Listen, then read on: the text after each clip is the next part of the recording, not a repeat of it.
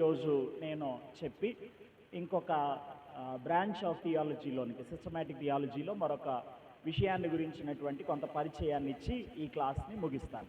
ఈరోజు మనం జ్ఞాపకం చేసుకునే రెండు ప్రధానమైనటువంటి విషయాలు. ఒకటి canonicity of the Bible, Bible ప్రామాణికత్వం.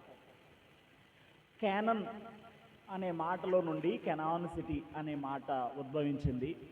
క్యానన్ అనే మాటకు అర్థం ఏంటంటే ప్రామాణికమైనటువంటిది అని అర్థం.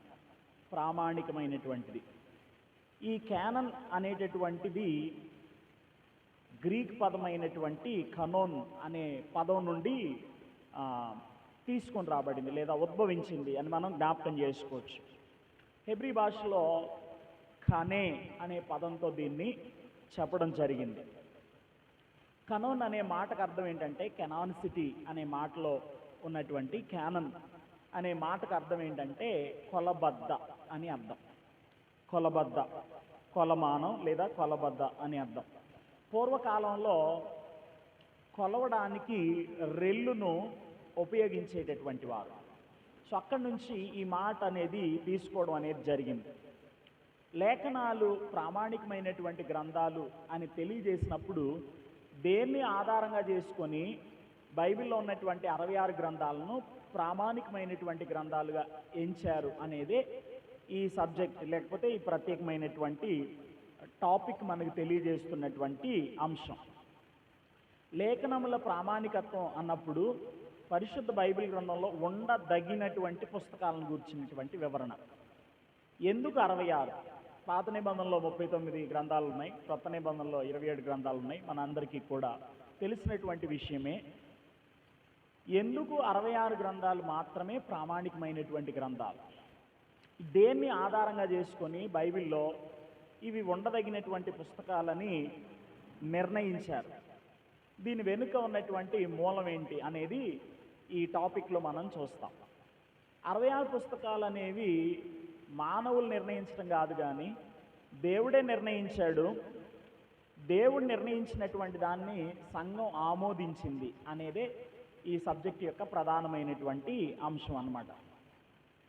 దైవ నిర్ణయాన్ని సంఘం గుర్తించి బైబిల్లో ఉండదగినటువంటి పుస్తకాలు అని 66 గ్రంథాలు కొన్ని పరీక్షలను ఆధారంగా చేసుకొని పరిశుద్ధ బైబిల్ గ్రంథంలో ఈ 66 మాత్రమే దైవ ప్రత్యక్షత అని, దైవ ప్రేరేపణని, అధికారకమైనటువంటి గ్రంథాలు అని చెప్పి నిర్ధారించడం అనేది జరిగినట్లు చరిత్రలో మనం గమనిస్తాం. క్రైస్తవ సంఘ చరిత్రలో కొన్ని సమాలోచన సభలు జరిగాయి. కొన్ని ప్రాంతీయ సమాలోచన సభలు, కొన్నేమో దేశవ్యాప్త సమాలోచన సభలు, కొన్నేమో విశ్వవ్యాప్త సమాలోచన సభలు. Regional councils, national councils, universal councils అని 3 రకాలైనటువంటి సమాలోచన సభలు సంఘ చరిత్రలో జరిగినాయి. ఈ సమాలోచన సభల్లో అనేకమైనటువంటి డాక్ట్రిన్ సంబంధమైన అనగా సిద్ధాంతపరమైనటువంటి విషయాల గురించి కొన్ని వందల మంది బిషప్పులైనటువంటి వారు, సేవకులైనటువంటి వారు, వేదాంత పండితులైనటువంటి వారు కూర్చొని ఒక ప్రత్యేకమైనటువంటి విషయాన్ని డిస్కస్ చేసి కొన్ని నిర్ణయాలకు రావడం అనేది జరిగింది. ఉదాహరణకి అపోస్తుల కార్యాల గ్రంథం 15వ అధ్యాయంలో మనకి ఒక కౌన్సిల్ కనపడుతుంది. దాన్ని జెరూసలేం కౌన్సిల్ అంటారు. ఈ జెరూసలేం కౌన్సిల్ జరగడానికి ప్రధానమైనటువంటి కారణం ఏంటి అని మీరు ఆలోచన చేస్తే అపోస్తుల కార్యాల గ్రంథం 15వ అధ్యాయం చదువుతున్నప్పుడు మీకు అర్థమవుతుంది. రక్షణ అనేది దేవుడు కృప ద్వారా మనకు అనుగ్రహిస్తున్నాడు. మీరు విశ్వాసము ద్వారా కృపచేతనే రక్షింపబడి ఉన్నారు అని సంఘంలో బోధించడం అనేది జరుగుతూ ఉంది. లేదా ఒక వ్యక్తి రక్షణకు ఇది కారణమని చెప్పి బోధించబడతా ఉంది సువార్తలు. అయితే కొందరు యూద మత ప్రవిష్టులైనటువంటి వారు, జుడాయిజర్స్ అనేటటువంటి వారు సువార్తకు వ్యతిరేకమైనటువంటి మాటలను ప్రకటించడం మొదలుపెట్టారు. గలతీ పత్రిక 1వ అధ్యాయం 6వ వచనంలో క్రీస్తు కృపను బట్టి మిమ్మల్ని పిలిచిన వారిని విడిచి భిన్నమైన సువార్త తట్టుకు మీరింత త్వరగా తిరిగిపోవడం చూడగా నాకు ఆశ్చర్యమగుచున్నది అని మాట వ్రాయబడింది. భిన్నమైన సువార్త. ఏంటి భిన్నమైన సువార్త అంటే అసలైనటువంటి సువార్తకు వ్యతిరేకంగా ఉన్నటువంటిది అని అర్థం. యూద మత ప్రవిష్టులైనటువంటి వారు భిన్నమైనటువంటి సువార్తను ప్రకటించడం మొదలుపెట్టారు. కృప మరియు విశ్వాసం రక్షణకు సరిపోతుందనేది సువార్త సారాంశంలో ఉన్నటువంటి భాగమైతే దానికి మరి కొంత కలిపారు. ఆచార సంబంధమైనటువంటి వ్యవహారాలు కూడా మీరు పాటిస్తేనే మీ రక్షణ పరిపూర్ణం అవుతుంది అని చెప్పి గలతీ ప్రాంతాల్లో ఉన్నటువంటి వారిని అప్పటికి సువార్త ఆ ప్రాంతాల్లో ప్రకటింపబడి అన్యులైనటువంటి వారు రక్షణ అనుభవంలోనికి రావడం జరిగింది. కనుక వారిని బలవంత పెడుతున్నారు. వారి మీద కొన్ని విషయాలకి ప్రెషర్ తీసుకుని రావడం అనేది జరుగుతూ ఉంది. సో ఈ సమస్య రోజు రోజుకి ఎక్కువ అవుతున్నటువంటి కారణాన్ని బట్టి యెరూషలేము సభ అనేది జరిగింది. జెరూసలేం కౌన్సిల్ అనేది జరిగింది. ఈ కౌన్సిల్లో చాలామంది కూర్చున్నారు, అనేకమైనటువంటి విషయాలు చర్చించారు, ఒక అద్భుతమైనటువంటి తీర్మానం చేసుకొని ఆ తీర్మానాన్ని సంఘాలకు ఉత్తరాల ద్వారా పంపించడం అనేది జరిగింది. సంఘ చరిత్రలో జరిగినటువంటి సమాలోచన సభలు, కౌన్సిల్స్, చర్చ్ కౌన్సిల్స్ ఏవైతే ఉంటాయో ఈ కౌన్సిల్స్ అన్నీ కూడా దేవుని యొక్క ఆత్మ నడిపింపులో జరిగినాయి అని చెప్పడంలో ఏమాత్రం కూడా సందేహం అనేది లేదు. అది ప్రధానంగా మనం గుర్తుపెట్టుకోవాల్సిన విషయాలు. ఎందుకు ఈ సమాలోచన సభలు జరిగినాయి అంటే దైవ సంబంధమైనటువంటి సిద్ధాంతాలను సరైనటువంటి రీతిలో ప్రజలు అవగాహన చేసుకోవడం కొరకై అనేక మంది పెద్దలైనటువంటి వారు కూడుకొని వాక్యాన్ని ఆధారంగా చేసుకొని తప్పు బోధలైనటువంటి వాటిని ఖండిస్తూ సరి అయినటువంటి బోధలను ప్రజలకు చేరవేయడం కొరకై ఈ సమాలోచన సభలు అనేవి నిర్వహించడం జరిగింది. జరిగినటువంటి అనేకమైనటువంటి సమాలోచన సభల్లో కొన్ని సభల్లో బైబిల్ గ్రంథంలో ఉండదగినటువంటి ప్రామాణికమైనటువంటి గ్రంథాలు ఇవి అని చెప్పి ఈ ప్రత్యేకమైనటువంటి విషయాన్ని డిస్కస్ చేయడం అనేది జరిగింది. క్రీస్తకం 397 సంవత్సరం నుండి క్రైస్తవ సంఘం బైబిల్ ప్రామాణికత్వం మూసివేయబడింది అని చెప్పి నమ్మారు సంఘ చరిత్రలో. కారణం ఏంటి అని అంటే అక్కడ ఒక కౌన్సిల్ అనేది జరిగింది. 397 సంవత్సరంలో ఒక సమాలోచన సభ అనేది జరిగింది. ఈ సమాలోచన సభలో నిర్ణయించినటువంటి విషయం ఏంటంటే బైబిల్లో ఉండదగినటువంటి ప్రామాణికమైనటువంటి గ్రంథాలు ఇవి అని కొన్ని పరీక్షలను ఆధారంగా చేసుకొని ఏం చేశారంటే ఈ 66 పుస్తకాలని నిర్ధారణ చేయడం జరిగింది. బైబిల్ గ్రంథంలో ఉండదగినటువంటి పుస్తకాలని చెప్పి ఇప్పుడు మనం పాత నిబంధన ప్రామాణికత్వం యొక్క పరీక్షలను గురించి ఆలోచించాలి. కొన్ని టెస్టులు, కొన్ని కొలమానాలు ఆధారంగా చేసుకొని ఇవి ఉండదగినటువంటి పుస్తకాలని చెప్పి నిర్ణయించడం జరిగింది.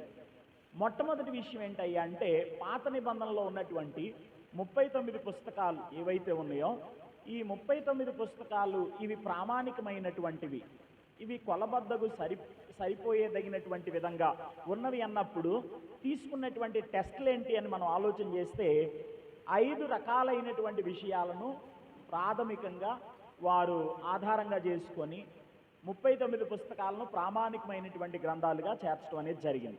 మొట్టమొదటి ఏంటంటే ఈ పుస్తకం దైవావేశం వలన కలిగిందా కాదా. ఈ పుస్తకం గ్రంథస్థం చేయబడినప్పుడు దేవుని ఆత్మ ప్రేరేపణ చేత నింపబడినటువంటి వారై పుస్తకాన్ని రచించినటువంటి వారు రాశారా లేదా అనేది మొదటి టెస్ట్, అది మొదటి పరీక్ష. తర్వాత రెండవది ఈ గ్రంథం ప్రవక్త లేదా దైవజన్య చేత వ్రాయబడిందా లేదా సంపాదకీయం చేయబడిందా లేకపోతే ఆమోదించబడిందా. ఉదాహరణకి పాత నిబంధన రచయితలైనటువంటి వారు ఎవరైతే ఉంటారో వారు ప్రవక్తలా కాదా, దైవజనులా కాదా, వారి యొక్క సంపాదకీయంలోనే అంటే ఎడిటింగ్ వారి యొక్క పర్యవేక్షణలోనే జరిగిందా లేదా, లేకపోతే వారు ఆమోదించారా అనేది రెండవ ప్రశ్న అన్నమాట. రెండవ ప్రశ్న. మూడో ప్రశ్న ఏంటంటే ఏ కాలంలో ఏ గ్రంథకర్త రాశాడని గ్రంథం చెప్తుందో అది నిజంగా ఆ కాలానికి సంబంధించిన గ్రంథమేనా, ఆ గ్రంథాన్ని ఆ కాలంలోనే ఆ గ్రంథ రచయిత నిజంగా వ్రాసాడా అనేది ఇంకొక టెస్ట్ అనమాట. మీకు ప్రారంభ క్లాసులో ఓటీ ఇంట్రడక్షన్ చెప్పేటప్పుడు కుమ్రాన్ కేవ్స్లో దొరికినటువంటి కొన్ని చుట్టలు, పుస్తకపు చుట్టలు ఏవైతే ఉన్నాయో అవి బైబిల్ ఆథెంటిసిటీని రుజువు చేశాయని చెప్పి దైవజనులు మీకు తెలియపరచడం జరిగింది. కనుక మూడో ప్రశ్న ఏంటంటే గ్రంథ యథార్థత. నిజంగా ఆ కాలంలోనే ఇది రాయబడిందా? ఆ కాలానికి సంబంధించినటువంటి సంఘటనలేనా ఇవి? ఆ కాలంలో ఉన్నటువంటి వారే ఇవి వ్రాసారా లేదా అనేటటువంటిది మూడో ప్రశ్నగా తీసుకోవడం అనేది జరిగింది. ఈ ప్రశ్న ఆధారంగా చేసుకొని నిర్ణయించడం అనేది జరిగింది. తర్వాత నాలుగో విషయం ఏంటంటే ఈ గ్రంథంలో వ్రాయబడినటువంటి విషయాలు నిజాలా కల్పితాలా అనేది నాలుగో ప్రశ్న. తర్వాత ఐదోది ఏంటి అని అంటే ఈ గ్రంథాన్ని ప్రాథమికంగా యూదులైనటువంటి వారు లేదా ఇశ్రాయేలీలు యూదులైనటువంటి వారు అంగీకరించారా? ప్రాచీన బైబిల్ ట్రాన్స్లేషన్ జరిగాయి కదా, ప్రాచీన బైబిల్ తర్జుమాలు ఈ గ్రంథాలను అంగీకరించాయా అని చెప్పి ఒక 5 ప్రశ్నలను ఆధారంగా చేసుకొని ఈ 5 ప్రశ్నలకి నిలిచినటువంటి పుస్తకాలు ఏవైతే ఉన్నాయో వాటన్నిటినీ కూడా పరిశుద్ధ బైబిల్ గ్రంథంలో, పాత నిబంధన గ్రంథంలో ఇవి మాత్రమే ప్రామాణికమైనటువంటి గ్రంథాలు అని చెప్పి చేర్చడం జరిగింది. సో 5 ప్రశ్నలు. ఒకటి, ఇది దైవావేశం వలన కలిగిందా కాదా? రెండవది, ప్రవక్తలు దైవజనులు వ్రాసారా లేదా? మూడవది, ఏ కాలంలో వ్రాయబడినటువంటి సంఘటనలు నిజంగా అవి ఆ కాలానికి సంబంధించినటువంటివేనా? ఐదవది, ఈ గ్రంథంలో రాయబడినటువంటి విషయాలు నిజాలా కల్పితాలా? ఐదవది, ఈ గ్రంథాన్ని యూదులు అంగీకరించారా? ప్రాచీన తర్జుమాలు వీటిని అంగీకరించడం జరిగిందా లేదా అనేటటువంటి ఈ 5 ప్రశ్నలను వేసి ఈ 5 ప్రశ్నల దగ్గర ఏ పుస్తకం అయితే నిలిచిందో, ఏ పుస్తకం అయితే సరి అయినటువంటి సమాధానం పొందిందో లేకపోతే సరి అయినటువంటి రీతిలో నిలిచిందో ఆ పుస్తకాన్ని ఏం చేశారంటే పాత నిబంధన గ్రంథంలో ప్రామాణికమైనటువంటి గ్రంథాలుగా చేర్చడం అనేది జరిగింది. క్రీస్తకం 90వ సంవత్సరంలో కౌన్సిల్ ఆఫ్ జామ్నియా అనేటటువంటి ప్రాంతంలో జరిగినటువంటి ఒక కౌన్సిల్, ఒక సమాలోచన సభ. ప్రారంభంలో చెప్పాను కదా, సమాలోచన సభలు జరిగాయి సంఘ చరిత్రలో. ఈ సమాలోచన సభలో ఈ 39 పుస్తకాలను ఏం చేశారంటే ప్రామాణికమైనటువంటి గ్రంథాలుగా ఎంచి ఇవి మాత్రమే ఉండదగినటువంటివని చెప్పి తీర్పునివ్వడం అనేది లేకపోతే నిర్ణయాలు తీసుకోవడం అనేది జరిగినట్లు చరిత్రలో మనం గమనిస్తూ ఉంటాం.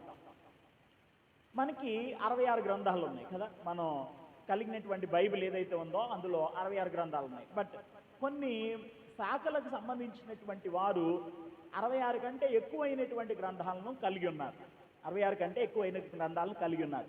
వాటిని అపోక్రిఫా అని అన్నారు, అపోక్రిఫల్ బుక్స్ అని అన్నారు. అపోక్రిఫాలో ఉన్నటువంటి గ్రంథాలు ఏవైతే ఉన్నాయో ఆ గ్రంథాలు మనం ఎందుకు అంగీకరించట్లేదు, ఎందుకు వాటిని మనం ప్రక్కన పెట్టేశాం, ఎందుకు అవి పరిశుద్ధ బైబిల్ గ్రంథంలో చేర్చబడలేదు అనే దానికి ఒక 6 ప్రధానమైనటువంటి కారణాలు ఉన్నాయి. మీరు రోమన్ క్యాథలిక్ వాళ్ళకి సంబంధించినటువంటి ఆ బైబిల్ చూస్తే కనుక అందులో ఈ అపోక్రిఫా బుక్స్ అనేవి మీకు కనబడతా ఉంటాయి. ఓకే, ఎందుకు వీటిని ప్రామాణికమైనటువంటి గ్రంథాలుగా సంఘ చరిత్ర ఎంచలేదో ఒక 6 ప్రధానమైనటువంటి కారణాలుగా మనకి కనబడతా ఉన్నాయి. ఒకటి, ఆ అపోక్రిఫాలో ఉన్నటువంటి పుస్తకాలు, ఆ ఎక్స్ట్రా బుక్స్ ఏవైతే ఉన్నాయో అవి దైవావేశం వలన కలిగినటువంటి గ్రంథాలని ఆ గ్రంథాలు చదువుతున్నప్పుడు మనకి ఏ రీతిగా కూడా అనిపించదు.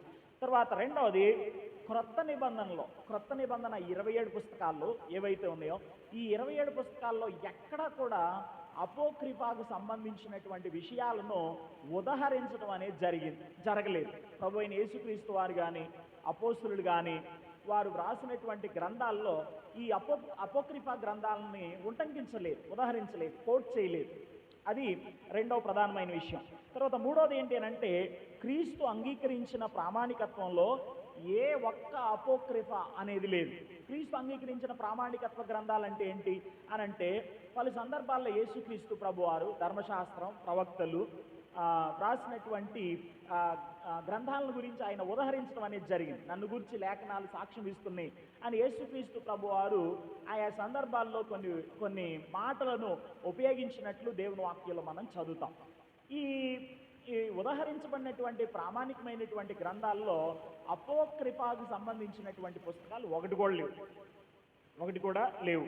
తర్వాత నాలుగవది, ఈ గ్రంథాల్లో చరిత్రపరమైన భౌగోళికమైనటువంటి తప్పులు చాలా ఉన్నాయి. చరిత్రాత్మకమైనటువంటి అలాగే భౌగోళిక సంబంధమైనటువంటి ఆ కాలక్రమ గతులు ఏవైతే ఉంటాయో, టైంకి సంబంధించినటువంటి విషయాలు ఏవైతే ఉన్నాయో వాటిలో అనేకమైనటువంటి తప్పులు ఉన్నాయని చెప్పి అందులో మనకి కనబడుతూ ఉంటాయి. తర్వాత కొన్ని సందర్భాల్లో ఆ గ్రంథాలు ఏవి అపోక్రిఫాలో ఉన్నటువంటి గ్రంథాలు ఏవైతే ఉన్నాయో అవి ఈ 66 పుస్తకాల్లో ఉన్నటువంటి అనేక విషయాలతో ఏం చేస్తున్నాయి అంటే విభేదిస్తున్నాయి, కాంట్రడిక్షన్స్ అనేవి ఉన్నాయి అన్నమాట.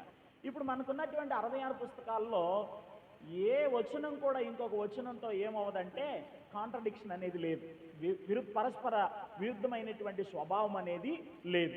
ఆ పరస్పర విరుద్ధమైనటువంటి స్వభావం అనేది 66 గ్రంథాల్లో ఎక్కడ కనబడదు. కానీ ఆ అపోక్రిఫా గ్రంథాలు ఏవైతే ఉన్నాయో ఆ గ్రంథాల్లో వ్రాయబడినటువంటి విషయాలు కొన్ని సందర్భాల్లో ప్రామాణికమైనటువంటి గ్రంథాలతో ఏం చేస్తున్నాయి అంటే విభేదిస్తున్నాయి అన్నమాట, విభేదిస్తా ఉన్నాయి.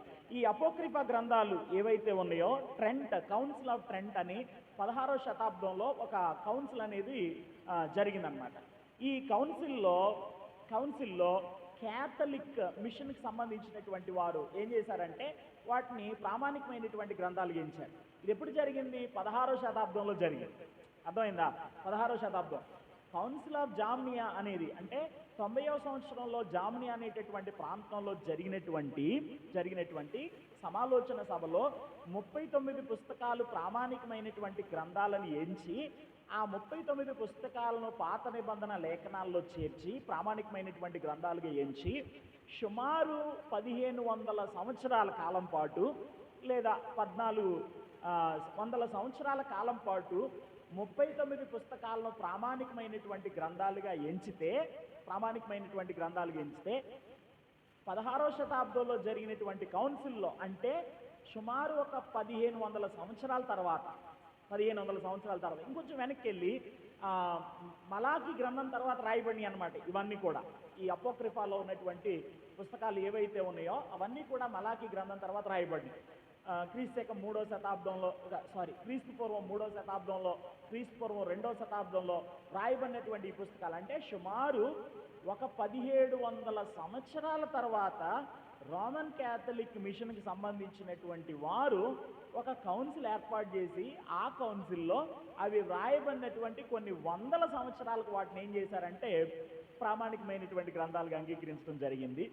ఈ చరిత్రలో ఎక్కడా కూడా మిగిలిన ఏ ఒక్కరూ కూడా ఆదిమ సంఘ చరిత్రలో చాలా రకాలైనటువంటి వ్యక్తులు ఉన్నారు. ఉదాహరణకు అపోస్తలుకి తండ్రులు ఉన్నారు, సంఘ పితరులు ఉన్నారు, ఆ తర్వాత అపాలజిస్టులు ఉన్నారు, ఆ తర్వాత పాలమిస్టులు అనేవాళ్ళు ఉన్నారు, మధ్యకాల సంఘ చరిత్రలో మిషనరీలు అనేటటువంటి వారు ఉన్నారు. ఏమండి, మధ్యకాల సంఘ చరిత్ర అయిపోయిన తర్వాత రిఫార్మర్స్ ఉన్నారు. వీళ్ళెవ్వరూ చేయనటువంటి పనిని వీళ్ళెవ్వరూ కూడా అంగీకరించినటువంటి పుస్తకాలను రోమన్ క్యాథలిక్ మిషన్కి సంబంధించినటువంటి వారు ఏం చేశారంటే అంగీకరించడం అనేది జరిగింది. వాళ్ళ యొక్క బైబిల్లో ఇవి ఉండదగినటువంటి పుస్తకాలని. ఇది కొంచెం ఆలోచించాల్సినటువంటి విషయంగా మనం ఆలోచించాల్సినటువంటి అవసరం ఉన్నది. సో ఈ 6 కారణాలను బట్టి 39 పుస్తకాలకు అపోక్రిఫా గ్రంథాలు ఏమాత్రం కూడా సరిపోయినవి కావు, కనుక అవి ప్రామాణికమైనటువంటి గ్రంథాలు కావు అని చెప్పి మనం విశ్వసించడం అనేది జరుగుతుంది. అందుకే మనం వాటిని అంగీకరించలేదు. ఒకటి, అవి దైవావేశం వలన కలిగినాయి అని గ్రంథాలు చెప్పట్లేదు. రెండవది, క్రొత్త నిబంధనలో అపోక్రిఫా నుండి ఏవి కూడా ఉదహరించడం అనేది జరగలేదు. యేసుక్రీస్తు ప్రభువారు ఉటంకించినటువంటి ప్రామాణికమైనటువంటి గ్రంథాల్లో అపోక్రిఫా గ్రంథాలు అనేవి లేవు. ఈ గ్రంథాల్లో చారిత్రాత్మక, భౌగోళిక, కాలక్రమానుగత తప్పులు అనేవి ఉన్నాయి.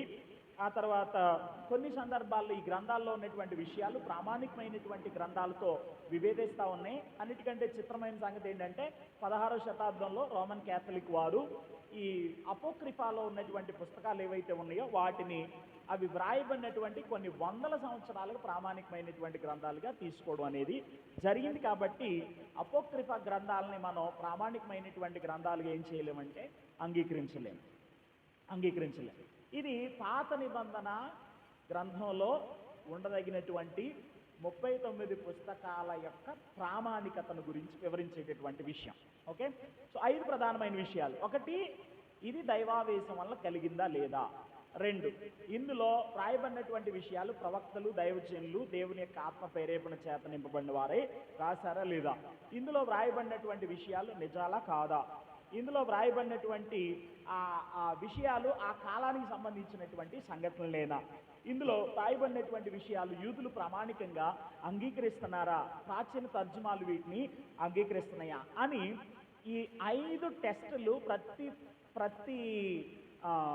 బుక్ దగ్గర పెడితే, అప్పట్లో అందుబాటులో ఉన్నటువంటి పుస్తకాల దగ్గర పెడితే, ఆ పుస్తకాల్లో కేవలం 39 పుస్తకాలు మాత్రమే ఈ పరీక్షల్లో నిలిచాయన్నమాట.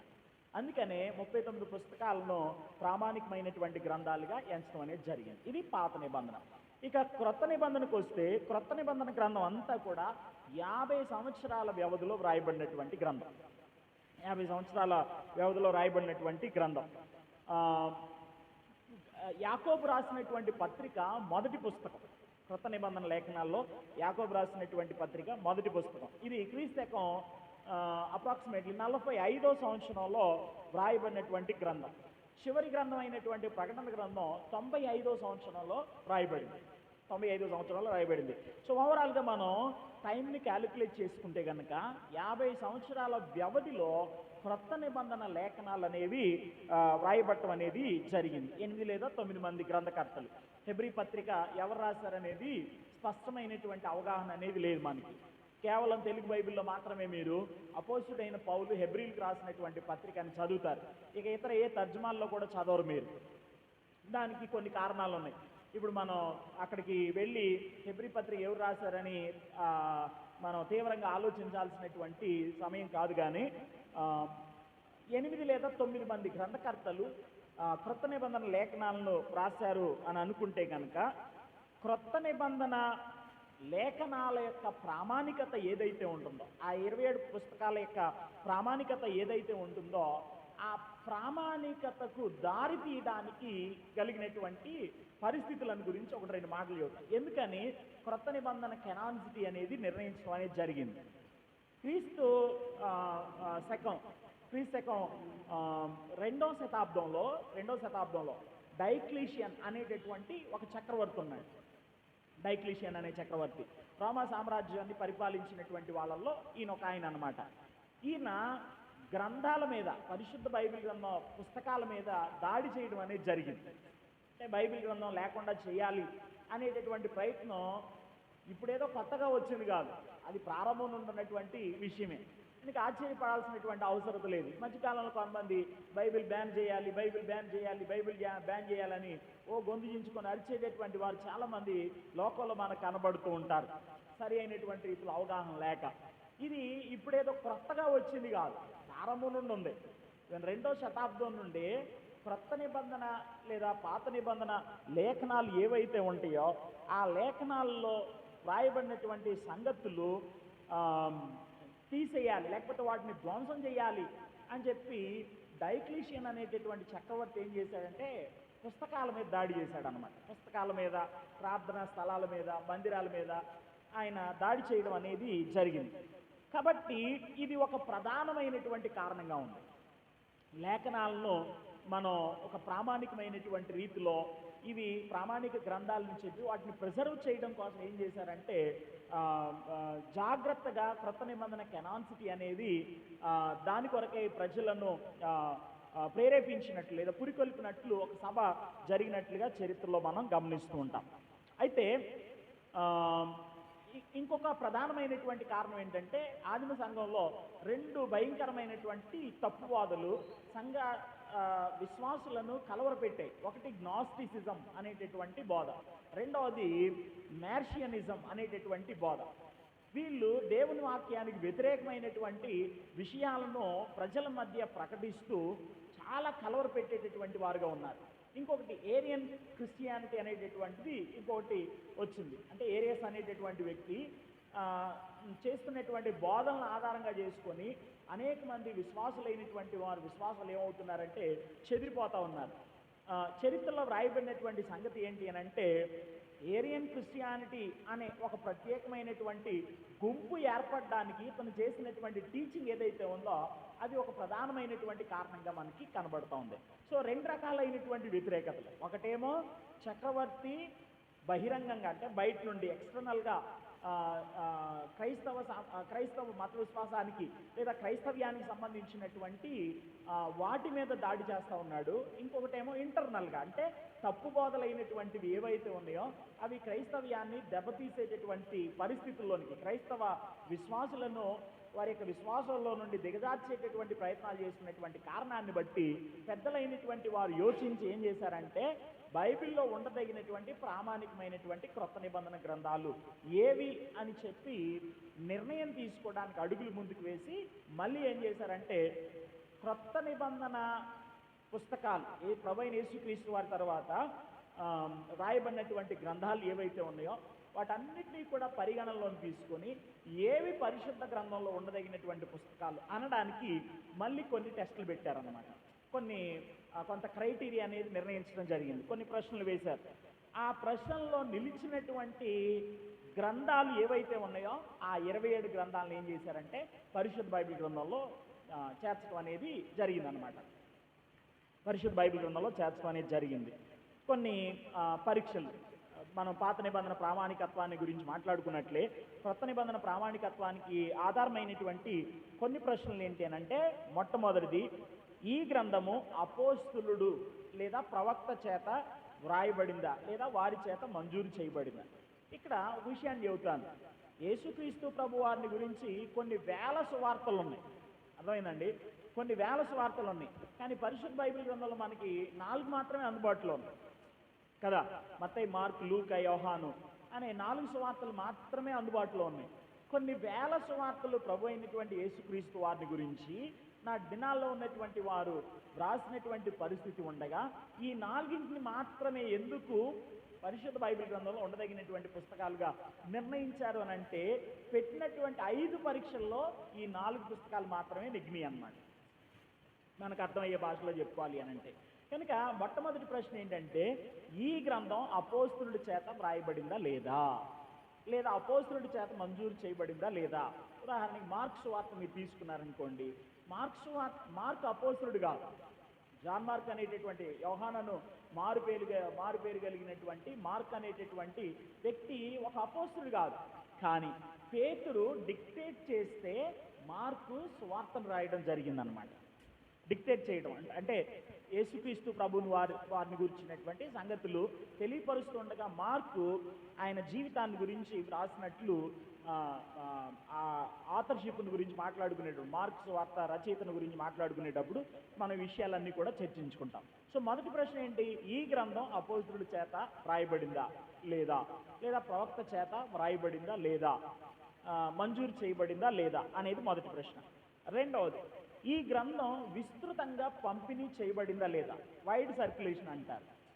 విస్తృతంగా పంపిణీ చేయబడిందా లేదా అంటే పత్రికలు రాసినప్పుడు ఆ పత్రికలు సంఘాల్లో ఏం చేసేవారంటే ఆదిమ సంఘ చరిత్రలో చదువుకునేటటువంటి వారు. తెస్సలోనికైలకు రాసినటువంటి మొదటి పత్రిక 5వ అధ్యాయము 27వ వచనం ప్రకారం మనకు అర్థమయ్యేటటువంటి విషయం ఏంటి అంటే, గ్రంథాలు ఆరాధనా సమయాల్లో అంటే ప్రజల సహవాసంలో కూడుకున్నటువంటి సమయమందు వాటిని బహిరంగంగా చదివి వినిపించేటటువంటి వారు ఒక చోట అయిపోయిన తర్వాత ఇంకో సంఘంలో, అట్లా ప్రతి సంఘంలో కూడా ఏం చేసేవారంటే వాటిని తీసుకెళ్ళి చదివించేటటువంటి వారు. కాబట్టి రెండో ప్రశ్న ఏంటి అని అంటే, ఈ గ్రంథం విస్తృతంగా పంపిణీ చేయబడిందా లేదా అనే దాన్ని ఆధారంగా చేసుకొని ప్రామాణిక గ్రంథాన్ని నిర్ణయించడం అనేది జరిగింది. అది రెండవది. తర్వాత మూడవది ఏంటంటే, ఈ గ్రంథం క్రీస్తు కేంద్రీకృతమేనా అంటే క్రైస్ట్ సెంటర్డ్గా ఉందా లేదా, క్రీస్తు ప్రభు ప్రత్యక్షపరచబడ్డా లేదా. 27 పుస్తకాలు మీరు గమనించండి, ప్రతి పుస్తకంలో కూడా ప్రభు అయిన యేసుక్రీస్తు వారిని గురించినటువంటి విషయాలు మనకి ప్రస్ఫుటంగా కనబడతాయి. క్రైస్ట్ సెంటర్డా కాదా, క్రీస్తును కేంద్రీకృతంగా ఒక సెంటర్ పాయింట్ తీసుకొని ఆ పాయింట్ ప్రభు అయినటువంటి యేసుక్రీస్తు వారుగా ఉన్నారా లేదా, దాని చుట్టూ విషయం అనేది నిర్మించబడిందా లేదా, గ్రంథం అనేది రాయబడిందా లేదా అనే దాన్ని ఆధారంగా చేసుకొని క్రొత్త నిబంధన గ్రంథాలు అనేవి నిర్ణయించడం అనేది జరిగింది. తర్వాత 4వది ఏంటి అని అంటే, ఈ గ్రంథంలో రాయబడినటువంటి విషయాలు ఈ గ్రంథంలో రాయబడినటువంటి విషయాలు అపోస్తలిక బోధకు నమ్మకంగా ఉందా లేదా, అంటే అపోస్తలిక బోధతో ఈ గ్రంథాలు సరిపోతున్నాయా లేదా అనేది ఆధారంగా చేసుకొని నిర్ణయించడం అనేది జరిగింది. తర్వాత ఐదవది, ఈ గ్రంథం దైవావేశం వలన కలిగిందై అధికారపూర్వకంగా ఉన్నట్లు దానిలో అంతర్గత రుజువులు ఏమైనా ఉన్నాయా లేవా అనే దాన్ని ఆధారంగా చేసుకొని ఏం చేశారంటే ప్రామాణిక గ్రంథాలను, ఉండదగినటువంటి ప్రామాణిక గ్రంథాలను నిర్ణయించడం అనేది జరిగింది. సో ఈ 5 ప్రశ్నలు అన్నమాట. మొదటి ప్రశ్న ఏంటి, ఇది అపోస్తలుడు రాశాడా లేదా, దైవజనుడు అపోస్తలుడు ప్రవక్త రాశాడా లేదా, వాళ్ళు మంజూరు చేశారా లేదా, ఇది విస్తృతంగా పంపిణీ చేయబడిందా లేదా, ఇది క్రీస్తు కేంద్రీకృతమేనా, ఇది అపోస్తలిక బోధకు అనుకూలంగా ఉందా లేదా. ఐదవది, ఇందులో వ్రాయబడినటువంటి విషయాలను మనం చదువుతున్నప్పుడు అంతర్గతంగా ఈ వాక్యం దైవావేశం వలన కలిగిందా లేదా అనేది మనకి ఏమైనా అర్థమవుతుందా అనే విషయాలను ఆధారంగా చేసుకొని ఏం చేశారంటే ప్రామాణికమైనటువంటి గ్రంథాలుగా లేఖనాలను నిర్ణయించడం అనేది జరిగింది. ఈ 5 టెస్టుల్లో, ఈ 5 పరీక్షల్లో ఏవేవైతే నిలిచాయో వాటిని క్రొత్త నిబంధనలు ఏం చేశారంటే ప్రామాణికమైనటువంటి గ్రంథాలుగా నిర్ణయించడం అనేది జరిగింది. క్రీస్తు 397వ సంవత్సరంలో జరిగినటువంటి ఒక సమాలోచన సభలో ఈ 27 పుస్తకాల ప్రామాణికత్వాన్ని ఆదిమ సంఘం అనేది నిర్ణయించి అందచేయటం అనేది జరిగిందని చరిత్రలో చదువుతున్నప్పుడు మనకి అర్థమవుతుంది అన్నట్టు. సో ఈ 10 ప్రశ్నలు, పాత నిబంధన ప్రామాణికత్వాన్ని రుజువు చేసే 5 ప్రశ్నలు, అలాగే క్రొత్త నిబంధన ప్రామాణికత్వాన్ని రుజువు చేసేటటువంటి 5 ప్రశ్నలు, ఈ పరీక్షలను ఆధారంగా చేసుకొని 66 పుస్తకాలని పరిశుద్ధ బైబిల్ గ్రంథంలో ఉండదగినటువంటి పుస్తకాలుగా ఆదిమ సంఘం అనేది నిర్ణయించి మనకి అప్పగించడం అనేది జరిగింది.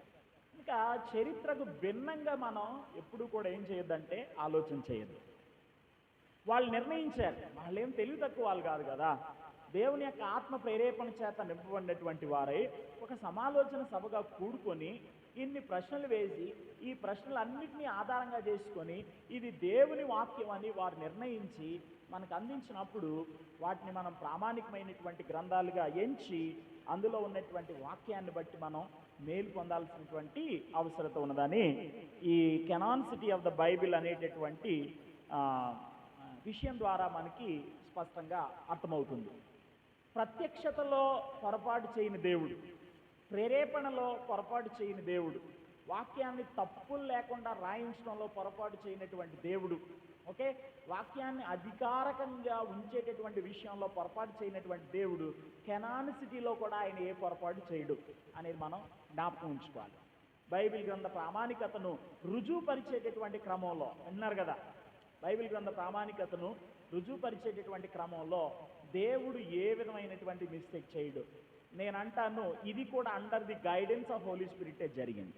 పరిశుద్ధాత్మ దేవుని యొక్క నియంత్రణలో, నడిపింపులోని ఈ కెనానిసిటీ అనేది జరిగింది. దేవుడే ప్రామాణికమైనటువంటి గ్రంథాలను నిర్ణయించక అపోస్తులైనటువంటి వారు ఏం చేశారంటే వాటిని ఇదిగో ఇవి వాక్యంలో బైబిల్లో ఉండదగినటువంటి పుస్తకాలు అనేవి ఆషామాషిగా చేయలేదు. ఇది ఊరికే ఒకరోజు కూర్చొని ఓకే రైట్ ఇది ఉంచుదాం, ఇది తీసేద్దాం, ఇది ఉంచుదాం, ఇది తీసేద్దాం అనేది ఏం జరగల. కొన్ని వందల సంవత్సరాల ప్రయాసాలు, ఒక్కరోజు అయ్యింది కాదు. ఒక రోజులో కూర్చొని అనేకమైనటువంటి విషయాలను పరిగణనలోనికి తీసుకొని వందల సంవత్సరాలుగా ప్రయాసపడి చేసినటువంటి ప్రక్రియ. అండ్ ఈ ప్రక్రియను దేవుడు సూపర్వైజ్ చేశాడనమాట. దేవుడు దీన్ని తన యొక్క నడిపింపులో జరిగించడం అనేది జరిగింది. కాబట్టి మనం దీన్ని నమ్మి దేవుని వాక్యాన్ని ప్రామాణికమైనటువంటి గ్రంథంగా ఎంచి వాక్యాన్ని అన్నిటికీ సరిపోయినటువంటిదిగా మనం తీసుకోవాల్సినటువంటి అవసరం. సెల్ఫ్ సఫిషియన్సీ అంటారు, self sufficiency of the scripture అంటారు. అంటే అర్థం ఏంటంటే వాక్యం అన్నిటికీ కూడా సరిపోయింది. ఇక వాక్యానికి అతీతంగా మనం ఏం మాట్లాడాల్సిన పని లేదు. బయటికి వెళ్ళి రకరకాలైనటువంటి రామాయణంలో క్రీస్తు, మహాభాగవతంలో క్రీస్తు, లేకపోతే ఖురాన్లో క్రీస్తు అని ఇవేమి చెప్పాల్సిన అవసరం లేదు. బైబిల్లో ఉన్నటువంటి క్రీస్తుని బాగా ప్రజెంట్ చేయండి, చాలు, సరిపోయింది. సువార్త చెప్పడానికి చక్కగా సరిపోయినటువంటి గ్రంథాలు దేవుడు మన చేతిలో ఉంచితే ఎక్కడెక్కడో యేసుక్రీస్తు ప్రభువుని అందులో ఉన్నాడు, ఇందులో ఉన్నాడని వెదికేటటువంటి ప్రయత్నాలు చేయడం అనేది చాలా విచారకరమైనటువంటి సంగతి. They are not inspired. అవి దైవావేశం వల్ల కలిగినటువంటివి కావు. పరిశుద్ధ బైబిల్ గ్రంథం దైవావేశం వల్ల కలిగినటువంటిది అయి ఉండగా అక్కడ క్రీస్తు ఉన్నాడు, ఇక్కడ క్రీస్తు ఉన్నాడు, అందులో ఆయన చెప్పాడు అని రకరకాలైనటువంటి బోధలు చేయాల్సినటువంటి అవసరం లేదు. ఎందుకంటే వాక్యం అన్నిటికీ కూడా సరిపోయింది. కొన్ని వందల సంవత్సరాలుగా సేవకులు ప్రయాసపడి ఏం చేశారంటే లేఖన ప్రామాణికత్వాన్ని రుజువుపరచడం అనేది జరిగింది. కొన్ని సంవత్సరాల కిందట హైందవ క్రైస్తవ్యం అనేటటువంటి ఒక పుస్తకం వచ్చింది. అందులో ఉన్నంత చెత్త ఇంకెందులో కూడా లేదన్నమాట. ఆ పుస్తకాన్ని చదివినప్పుడు నాకు చాలా ఎబ్బెట్టు అనిపించింది. ఉదయజన్ అన్నాడు, అది హైందవ క్రైస్తవం కాదు, రాసిన వ్యక్తిని గురించి మాట్లాడుతూ హైందవ క్రైస్తవ్యం అని చెప్పాడు అనమాట. ఓకే, సో ఇలా చాలా విషయాలు లోకంలో మనం చూస్తూ ఉంటాం. సో పాయింట్ ఏంటి అని అంటే ఇక్కడ మనం గమనించాలి, దేవుని వాక్యం అన్నిటికీ కూడా సరిపోయింది. దేవుని వాక్యం కూడా అన్నిటికీ సరిపోయింది. ఎందుకంటే అపోస్తులు, సంఘ బిషప్పులైనటువంటి వారు వీళ్ళందరూ కూడా ప్రయాసపడి దేవుని యొక్క నడిపింపులో ఇవి ప్రామాణికమైనటువంటి గ్రంథాలు అని దేవుని వాక్యాన్ని మన చేతికి ఇచ్చినప్పుడు వాక్యాన్ని ఆధారంగా చేసుకొని మన విశ్వాస జీవితాన్ని కట్టుకోవాలి. రెండు వాక్యాన్ని ఆధారంగా చేసుకొని క్రీస్తు ప్రభువును మనం ప్రకటించేటటువంటి వారమై ఉండాల్సినటువంటి అవసరం ఉన్నది. ఇది కెనానిసిటీ ఆఫ్ ద బైబిల్ అన్నమాట. తర్వాత మరొక విషయం చెబుతాను. ఆరో విషయం ఏంటంటే illumination of the Holi spirit. Illumination of the Holi spirit, వెలిగింపు. పరిశుద్ధ బైబిల్ గ్రంథాన్ని అర్థం చేసుకోవడం కొరకై వెలిగింపు అనేది చాలా అవసరం. వెలిగింపు అనేది చాలా అవసరం. పరిశుద్ధాత్మ దేవుని యొక్క పనిది. పరిశుద్ధాత్మ దేవుని యొక్క పని. పరిశుద్ధాత్మ దేవుడు త్రిత్వంలో మూడో వ్యక్తి అయినటువంటి పరిశుద్ధాత్మ దేవుడు విశ్వాసిని లేఖనాల్లో నుండి ప్రకాశింప చేయకపోతే దేవుని వాక్యం సరిగ్గా అర్థం చేసుకోవడం అనేది జరగదు. అన్లెస్ అండ్ అంటిల్ దేవుడు మనల్ని నడిపించకపోతే, దేవుడు మనల్ని గైడ్ చేయకపోతే, ఎందుకంటే వాక్యాన్ని ఆయనే కదా ఇచ్చింది, ఆయన ఇచ్చాడు కాబట్టి ఆయన మీద ఆధారపడతా ఉండగా పరిశుద్ధాత్మ దేవుడు మన హృదయాలను వెలిగిస్తే తప్ప దేవుని వాక్యం అనేది మనకి సరిగా అర్థం కాదు. సో ఈ వెలిగింపు అనేది దేవుని యొక్క పని. దేవుని యొక్క పని. కొరింథీ 2వ పత్రిక 4వ అధ్యాయంలో పౌలు గారు ఒక విషయాన్ని చెప్తాడు. అంధకారంలో నుండి వెలుగు కలుగునుగా కానీ పలికినటువంటి దేవుడే స్వార్థ ద్వారా మా హృదయములను ఆయన ఏం చేశాడు, ప్రకాశింపజేశాడు అని మాట్లాడుతూ వచ్చాడు. ఇంకా దేవుడు తన వాక్యాన్ని మనకు అర్థం చేసుకోవడానికి అవసరమైనటువంటి కెపాసిటీని ఆయన అనుగ్రహించేటటువంటి దేవుడై ఉన్నాడు. యోహాను సువార్త 16వ అధ్యాయం 12 నుండి 15 వచనాలు, అలాగే కొరింథీ మొదటి పత్రిక 2వ అధ్యాయం 9 నుండి 3వ అధ్యాయం 2వ వచనం వరకు, కీర్తన 119 18వ వచనం, అలాగే 33 నుంచి 34 వరకు ఉన్న వాక్య భాగం, ఎఫెసీ పత్రిక 1వ అధ్యాయం 17, 18 వచనాలు. ఈ లేఖన భాగాలన్నింటిలో కూడా లేఖనాలు అర్థం చేసుకోవడంలో పరిశుద్ధాత్మ దేవుడు చేసేటటువంటి క్రియను గురించి అనేకమైనటువంటి విషయాలు చెప్పబడ్డాయి. ఎఫెసీ పత్రిక 1:17లో మనం చదువుతాం, మనోనేత్రములు వెలిగించబడినందున అని దేవుని వాక్యంలో మనం చదువుతాం. మనోనేత్రాలు వెలిగించబడినందున. ఎఫెసియన్ ప్రాంతంలో పౌలు భక్తుడు స్వార్థ ప్రకటిస్తున్నటువంటి సమయమందు మాట చదువుతాం, ఎంత ప్రబలముగా దేవుని వాక్యం ప్రబలమై వ్యాపించింది, ప్రభావంగా అది వ్యాపించింది అని చెప్పి అపోస్తల కార్యాల గ్రంథం 19వ అధ్యాయంలో మనం చదువుతాం. అక్కడ ఉన్నటువంటి వాళ్ళందరిదే ఒకే వృత్తి, అందరూ చేతబడి చేసే వాళ్ళే, మంత్ర విద్యను అభ్యసించేటటువంటి వాళ్ళే. ఆ స్వార్థ వారికి ప్రకటింపబడుతూ ఉండగా వారి యొక్క గతాన్నంతటినీ కూడా విడిచిపెట్టి ప్రభు అయిన యేసుక్రీస్తు యొద్దకు రావడం అనేది జరిగింది. స్వార్థ ప్రభావంగా వ్యాపించింది. స్వార్థ ప్రభావంగా వ్యాపించడానికి గల ప్రధానమైనటువంటి కారణం ఏంటంటే వాక్యం అర్థం చేసుకోవడానికి, ప్రకటింపబడుతున్నటువంటి దేవుని వాక్యం అర్థం చేసుకోవడానికి పరిశుద్ధాత్మ దేవుడు వారి హృదయాల్లో ఏం చేశాడంటే కార్యాలు జరిగించాడనేది మనకి అర్థమవుతుంది.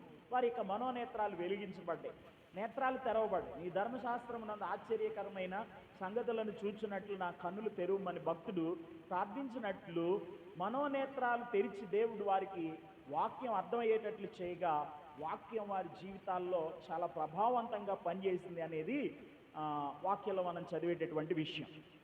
ఈ బైబిల్ ప్రకాశం గురించి అనగా ఇల్యూమినేషన్ ఆఫ్ ద బైబిల్ అనే టాపిక్ గురించి మనం మాట్లాడుకునేటప్పుడు దీని గురించి కొన్ని పాయింట్స్ మనం జ్ఞాపకం చేసుకోవాలి. ఒకటి, పరిశుద్ధాత్మ దేవుడే బోధకుడు. ఆయనే మనకు సరైనటువంటి రీతిలో బోధించేటటువంటి వాడు. సర్వసత్యంలోనికి ఆయన నడిపించేటటువంటి దేవుడై ఉన్నాడు. ఒక అవిశ్వాసిని రక్షణ జ్ఞానంలోనికి నడిపించడం కొరకై సువార్త వారికి అర్థమయ్యేటట్లుగా చేసేది పరిశుద్ధాత్మ దేవుడే. ఒక విశ్వాసి తప్పులు లేకుండా దేవుని వాక్యాన్ని సరి అయినటువంటి రీతిలో అర్థం చేసుకోవడం కొరకై అంతరంగంలో నివాసం చేసుకునేటువంటి పరిశుద్ధాత్మ దేవుడు ఏం చేస్తాడంటే వారి యొక్క జీవితాన్ని వెలిగిస్తాడు, హృదయాన్ని వెలిగిస్తాడు, వాక్యాన్ని సరి అయినటువంటి రీతిలో అర్థం చేసుకోవడం కొరకై. సో దీన్ని బట్టి మనం ఆలోచన చేస్తే దేవుని వాక్యాన్ని చక్కగా అర్థం చేసుకోవడం కొరకై పరిశుద్ధాత్మ దేవుని పరిచర్య అనేది ఏదైతే ఉందో ఆ పరిచర్య నిరంతరం కూడా అందుబాటులో ఉండేటటువంటి విషయంగా దేవుని వాక్యం మనకి చెప్పబడుతుంది. తర్వాత రెండవది, ఆత్మదేవుడు సర్వసత్యమును అనగా బైబిల్లో ఉన్నటువంటి ప్రతి అంశాన్ని మనకి ఏం చేస్తాడంటే ఆయన బోధించేటటువంటి దేవుడై ఉన్నాడు. ఈ పరిచర్యలో ఉన్నటువంటి ఉద్దేశం ఏంటంటే యేసుక్రీస్తు ప్రభు మహిమపరచబడాలి అనే ప్రధానమైనటువంటి ఉద్దేశంతో పరిశుద్ధాత్మ దేవుడు ఈ పరిచర్యను జరిగించేటటువంటి వాడై ఉంటాడు. ఈ పరిశుద్ధాత్మ దేవుడు ఈ పరిచర్య చేసే క్రమంలో వరములను అనుగ్రహించి ఆ వరములను సరైనటువంటి రీతిలో ప్రజలు ఉపయోగించి సంఘానికి క్షేమాభివృద్ధి కలగ చేయటం కొరకై ఏం చేస్తాడంటే బోధకులైనటువంటి వారిని ఆయన వాడుకునేటటువంటి దేవుడై ఉంటాడు. శాంటిఫికేషన్ ప్రాసెస్ అనేది ఒకటి ఉంటుంది. రక్షణలో 3 మెట్లు ఉన్నాయి. ఒకటి జస్టిఫికేషన్, రెండవది శాంటిఫికేషన్, మూడవది గ్లోరిఫికేషన్. అనగా నీతిమంతులుగా తీర్చబడటం, పరిశుద్ధపరచబడటం, మహిమపరచబడటం. ఈ పరిశుద్ధపరచబడడం అనేటటువంటి ప్రక్రియలో దేవుడు మనలను పరిశుద్ధపరిచేటటువంటి క్రమంలో తన వాక్యం మనకి బాగుగా అర్థమయ్యేటట్లు చేసి అనుదినం తన వాక్యం ద్వారా మనల్ని ఏం చేస్తాడంటే పరిశుద్ధపరిచేటటువంటి దేవుడై ఉన్నాడు అనేటటువంటి విషయాన్ని మనం జ్ఞాపకం చేసుకోవాల్సినటువంటి అవసరం ఉంది. అంతా నాకు పరిశుద్ధాత్మ దేవుడే బోధిస్తాడు అనే విషయాన్ని గురించి మాట్లాడేటప్పుడు, పరిశుద్ధాత్మ దేవుడు మన హృదయాలను వెలిగిస్తాడు అనే విషయాన్ని గురించి మాట్లాడేటప్పుడు కొన్ని విషయాలు మనం తప్పనిసరిగా జ్ఞాపకంలో ఉంచుకోవాలి, మర్చిపోకూడదు. ఏంటి అని అంటే, ఒకటి, ప్రకాశింప చేయుట అనగా మనకు దేవుణ్ణి గురించిన అన్ని విషయాలు అర్థమవుతాయి అని కాదు. ఇది మాత్రం మర్చిపోకూడదు. మనం కొన్నిసార్లు మనం గ్రహించలేము దేవుని యొక్క వాక్య సత్యాలు లేదా దేవుని గురించి పరిపూర్ణమైనటువంటి రీతిలో మనకి illumination of the Holi Spirit ఉంది కాబట్టి, అంటే దేవుడు మనలను ప్రకాశింపజేస్తాడు కాబట్టి అన్నీ నాకు అర్థమైపోతాయి అనేటటువంటిది అలాంటి గ్యారంటీ ఏది కూడా లేదు. ఎందుకని లేదంటే కొన్ని సందర్భాల్లో జరిగేటటువంటి పరిస్థితులు కానీ పరిణామాలు కానీ ఏవైతే ఉన్నాయో అవి మనకి కొన్నిసార్లు అర్థం కాకపోవచ్చు. ఎందుకు ఇలా జరుగుతుంది, దేవుడు ఏం చేస్తున్నాడు, ఇవన్నీ అనేది అప్పటికప్పుడే మనకి పూర్తిగా అర్థమైపోతాయి అనేటటువంటి గ్యారంటీ ఏది కూడా లేదు. తర్వాత ప్రకాశింప చేయుట, illumination of the Holi Spirit అనేటటువంటి ఈ బోధ మానవ బోధకుల అవసరతను ఏమాత్రం కూడా కొట్టివేయదు. అంటే దేవుడు మనకి అన్నీ అర్థమయ్యేటట్లు చేస్తాడు అన్నప్పుడు ఇంకా బోధకుల అవసరత ఏంటి అనేటటువంటిది ఇక్కడ లేదు. బోధకుల అవసరం ఉంది. ఎందుకంటే పరిశుద్ధాత్మ దేవుడు ఏం చేస్తాడంటే ఆయన తన పరిచర్యను వివిధమైనటువంటి రీతిలో మనకు అందిస్తాడు కాబట్టి వరాలిచ్చి బోధకులైనటువంటి వారిని ఆయన వాడుకునేటటువంటి దేవుడై ఉన్నాడు. మొదటి. తర్వాత రెండోది. మూడోది ఏంటి అని అంటే పరిశుద్ధాత్మ ప్రకాశం, illumination of the Holi spirit అన్నప్పుడు దేవుని వాక్యాన్ని దాటిపోయే రీతిలో పరిశుద్ధాత్మ దేవుడు ఎప్పుడు కూడా ఒక వ్యక్తిని గైడ్ చేయడు. అంటే వాక్యానికి భిన్నంగా ఆలోచింపజేసేటటువంటి వాడు కాదు పరిశుద్ధాత్మ దేవుడు. చాలామంది తప్పు బోధలు బోధిస్తూ దేవుడు నన్ను ఇలా నడిపిస్తున్నాడు, దేవుడు నాకు ఈ వెలిగింపిచ్చాడు అని మాట్లాడుతూ ఉంటారు కదా. అది ఎప్పుడు చేయడు ఆయన. ఎలా చేస్తాడు? పరిశుద్ధాత్మ దేవుడు ఆయన వాక్యాన్ని వ్రాసినప్పుడు ఒక ఇంటెన్షన్తో రాయించాడు, ఒక ఉద్దేశంతో దేవుడు రాయించాడు. ఆ ఉద్దేశంతో దేవుడు రాయించినప్పుడు దాన్ని దాటిపోయే క్రమంలో దేవుని వాక్యాన్ని అర్థం చేసుకోవడం అనే మాట కంటే అపార్థం చేసుకొని మళ్ళీ దేవుడే నాకు ఇలా అర్థం చేసుకోవడానికి సహాయం చేశాడు, నడిపించాడంటే అసలు దేవుడు ఎలా చేస్తాడు అలాగా? So illumination of the Holi Spirit అనేది ఎప్పుడూ కూడా వాక్యాన్ని దాటిపోదు. దాటిపోదు. వాక్యంలో ఉన్నటువంటి విషయాలు చక్కగా అర్థం చేసుకోవడం కొరకే ఆయన సహాయం చేస్తాడే తప్ప వాక్యాన్ని దాటిపోయి క్రొత్త సంగతులను అర్థం చేసుకొని దాన్ని ఆ, దేవుని బోధ అనేటట్లుగా ఆయన ఏమాత్రం కూడా మిస్గైడ్ చేయడం అనే విషయాన్ని మనం జ్ఞాపకం పెట్టుకోవాలి. తర్వాత నాలుగోది ఏంటి అని అంటే, ఈ పరిచర్య పరిశుద్ధాత్మ దేవుని ప్రకాశం అనేటటువంటి ఈ పరిచర్య, పరిశుద్ధాత్మ దేవుడు చేసే ఈ పరిచర్య బైబిల్ని పఠించడం అనేటటువంటి విషయాన్ని కొట్టివేయదు. వాక్యాన్ని చదవాలి, వాక్యాన్ని చదవాలి.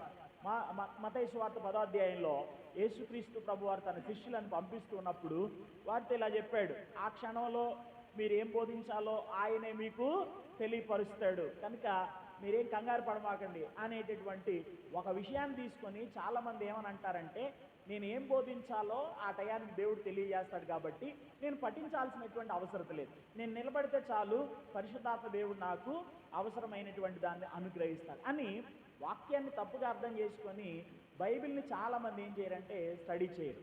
తప్పదు. అసలు సిద్ధపాటు అనేది లేకుండా దిద్దుబాటు అనేది కలగదండి. ప్రిపరేషన్ అనేది వెరీ మచ్ ఇంపార్టెంట్. ప్రిపరేషన్ ఉండాలి అని అంటే పఠించడం అనేది చేయాలి, బైబిల్ స్టడీ అనేది జరగాలి. మత్తయి సువార్త ఒక్క సువార్తలోని యేసుక్రీస్తు ప్రభువారు చదవడం అనే విషయాన్ని గురించి ఎన్ని కోణాల్లో ప్రశ్నించారో మీరు చదివితే మీకు అర్థమవుతుంది. మీరు లేఖనములలో చదవలేదా, లేఖనములను గ్రహించలేదా, చదవలేదా అని ఇలా పలుమార్లు ఆయన చదవలేదా అనే ప్రశ్న అడిగాడు అని అంటే చదవడం అనేది ఎంత ప్రాముఖ్యమైనటువంటి విషయం మనం గ్రహించవలసినటువంటి అవసరం ఉంది. అక్కడ మత్తయి సువార్త 10వ అధ్యాయంలో శిష్యులను పంపించేటటువంటి ఆ సందర్భం, ఏ సందర్భంలో ఆ మాటలు చెప్పాడనేది మనకు అర్థమైతే కనుక ఎప్పుడూ కూడా ఇలా మాట్లాడడం, నేను స్టేజ్ మీదకి వెళ్ళిన తర్వాత దేవుడు నన్ను నడిపిస్తాడు, కాదు, అలా ఏం కాదు. పరిశుద్ధాత్మ దేవుని ప్రకాశం అనేది ఎప్పుడూ కూడా ఒక వ్యక్తిని వాక్యం పఠించడం అనేటటువంటి విషయాన్ని కొట్టివేయదు. తప్పనిసరిగా దేవుని వాక్యాన్ని స్టడీ చేయాలి. తర్వాత 5వ విషయం ఏంటంటే, పరిశుద్ధాత్మ ప్రకాశము విశ్వాసులలో సిద్ధాంత ఏకత్వాన్ని ఖచ్చితంగా కలిగిస్తుందని చెప్పలేము. ఎందుకు ఆత్మచేత ప్రకాశింపబడిన వారు విభేదిస్తారు? అర్థమవుతుందా? పరిశుద్ధాత్మ చేత ప్రకాశింపబడినటువంటి వారైతే కనుక సిద్ధాంతపరమైనటువంటి విషయాలు ఎందుకు విభేదిస్తున్నారు అని అంటే, they are out of the illumination of the Holi Spirit. పరిశుద్ధాత్మ దేవుని యొక్క ప్రకాశం నడిపింపులో వారు దేవుని వాక్యాన్ని సరైనటువంటి రీతిలో అర్థం చేసుకోరు. కాబట్టి పరిశుద్ధాత్మ దేవుని ప్రకాశం అనేది అందరూ ఒకే విధంగా వాక్యాన్ని అర్థం చేసుకుంటారు అనేటటువంటి విషయానికి గ్యారంటీ అనేది ఇవ్వలేము అనే విషయాన్ని మనం జ్ఞాపకం పెట్టుకోవాలి. సో దేవుడు తన వాక్యాన్ని మనకు అనుగ్రహించాడు.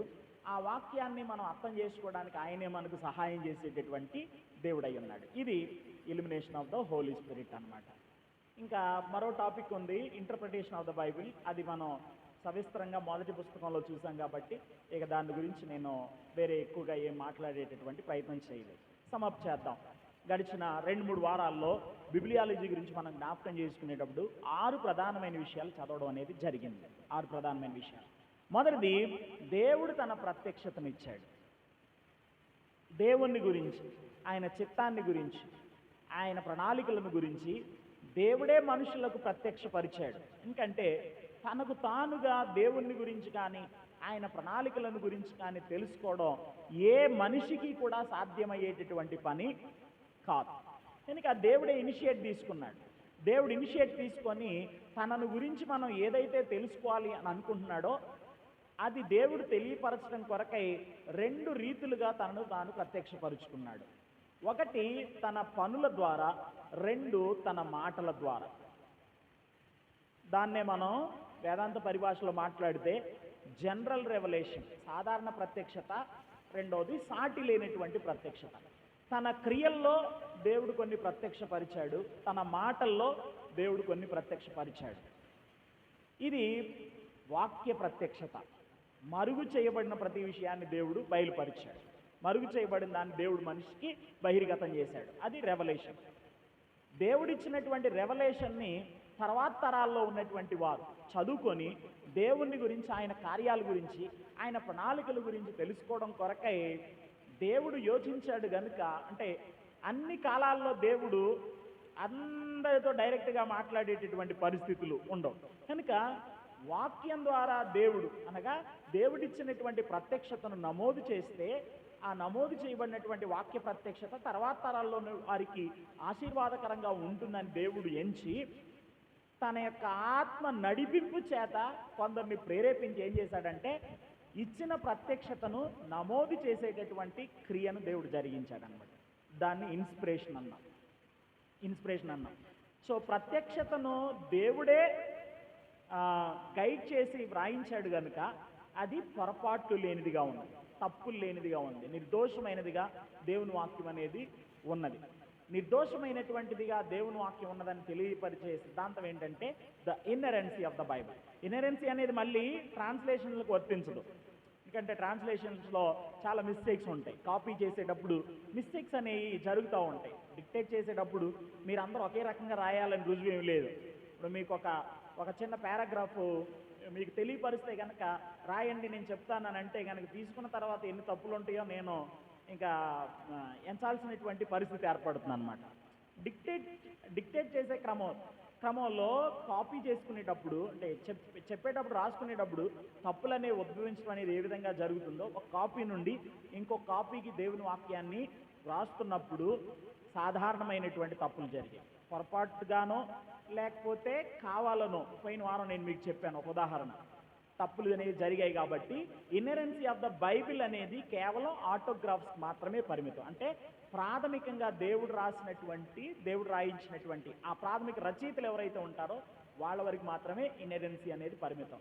మరి ఇప్పుడున్నటువంటి ట్రాన్స్లేషన్స్లో మిస్టేక్స్ ఉన్నాయి కదా, అవి ఎలా అంటే దేవుడు దానికి ఒక అవకాశాన్ని మనకి ఇచ్చాడు. ఎందుకనంటే ఎక్సిజిటికల్ స్టడీ అనేటటువంటి దాన్ని దేవుడు ఒకటి మనుషులకు అనుగ్రహించి ఆ ఆతర్ రాసినటువంటి వాక్యం ఏదైతే ఉండదో, అర్థం ఏదైతే ఉండదో దాని దగ్గరికి వెళ్ళేదాని కొరకైనటువంటి మార్గాలు దేవుడు అనుగ్రహించాడనమాట. అది ఇప్పుడు మీరు చదవలేరు, కానీ కొంచెం హైయర్ స్టడీస్కి వెళ్ళినప్పుడు దాని గురించినటువంటి అవగాహన మీకు కలుగుతుంది. అది ఇన్నరెన్సీ. ప్రత్యక్షపరిచాడు, ప్రేరేపించాడు, లోపం లేనిదిగా దేవుడు వాక్యాన్ని ఇచ్చాడు. కాబట్టి ఆ లోపం లేనటువంటి దేవుని వాక్యం ఏదైతే ఉందో అది అధికారికమైనటువంటిది, అన్ని విషయాలకు సరిపోయినటువంటిది దేవుని వాక్యం. ఈ దేవుని వాక్యం అధికారికమైనటువంటిది, ప్రామాణికమైనటువంటిది అని రుజువుపరచడం కోసం ఈ గ్రంథాలు పరిశుద్ధ బైబిల్ గ్రంథంలో ఉండదగినటువంటి పుస్తకాలని చెప్పి సంఘ బిషప్పులు పితరులైనటువంటి వారిని దేవుడు ప్రేరేపించి ఏం చేశాడంటే కొన్ని టెస్టులను ఆధారంగా చేసుకొని ఇవి పరిశుద్ధ బైబిల్ గ్రంథంలో ఉండదగినటువంటి పుస్తకాలు అని దేవుడే నిర్ణయించి ఏం చేశాడంటే 66 పుస్తకాల గ్రంథాల సంకలనాన్ని దేవుడు మనకి అనుగ్రహించాడు. ఇది అర్థం చేసుకోవడం కొరకై ఏ దేవుడైతే దీన్ని అనుగ్రహించాడో ఆ దేవుడే మళ్ళీ మనకి సహాయం చేసేటటువంటి దేవుడై ఉన్నాడు. సో ఇది టోటల్గా బిబ్లియాలజీ. ఇంకా కొన్ని విషయాలు ఉంటే బుక్ చదువుకోండి, మీకు బాగా అర్థమవుతుంది ఇంటికి వెళ్ళిన తర్వాత. ఓకే, సో ఇక్కడితో నేను క్లోజ్ చేస్తాను. ఈరోజు ఈ బిబ్లియాలజీ అనేటటువంటి సబ్జెక్ట్ని ఇక్కడితో ఆఫ్ చేసి మరొక డాక్ట్రిన్లోనికి వెళ్ళాలని నేను ఆశపడతా ఉన్నాను. అదేంటేనంటే డాక్ట్రిన్ ఆఫ్ న్యూమటాలజీ అంటే పరిశుద్ధాత్మ దేవుని శాస్త్రం. సో బిబ్లియాలజీ చాలా మటుకు మీకు తెలియపరచడం జరిగింది. ఇంకేదైనా మీకు అనుమానాలు ఉంటే కనుక దయచేసి మీ బుక్